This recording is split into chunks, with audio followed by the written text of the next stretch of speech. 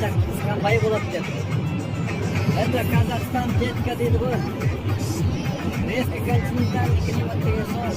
Азырақ жауыпты, боран жауыпты, азырақ аяз кіркіреді, содан кейін жабыр жауып. Это Казахстан детка деген сол. Қадірменді ағайындар, аман болыңыздар.